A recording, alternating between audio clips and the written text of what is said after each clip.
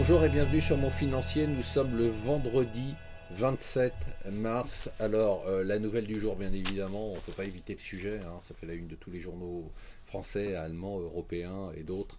Le crash, la question qui se pose, c'est est-ce qu'on peut vraiment parler d'un suicide quand on assassine 150 personnes? Revenons sur le terrain des entreprises.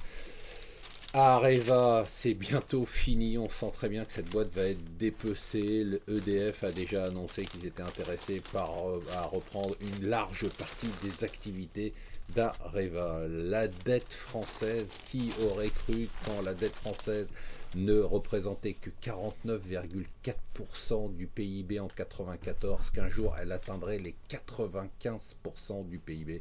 C'est chose faite en fin 2014 avec une dette de 2040 milliards d'euros, c'est pas rien quand même.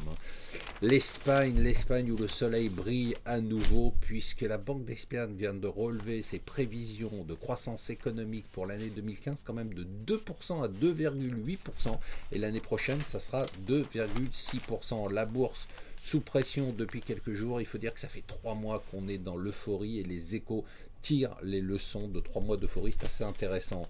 Bolloré dans les mouvements stratégiques, tactiques, il a vendu une partie d'Havas, 22,5% pour monter dans le capital de Vivendi dont il détient maintenant 10,2%. Les bourses sous pression, nous dit le Financial Times, notamment avec les événements qui sont passés au Yémen. C'est passionnant ce qui se passe au Yémen, ça fait la une justement du Financial Times qui nous explique pourquoi le pétrole hier a flambé de 6%. C'est la première fois qu'un événement géopolitique dans la région provoque une flambée du pétrole. Il faudrait dire que c'est la première fois qu'on a vraiment un affrontement structuré entre les sunnites et les chiites. C'est la première fois qu'on a une guerre déclarée entre l'Arabie Saoudite et l'Iran. Voilà, restez avec nous sur Mon Financier.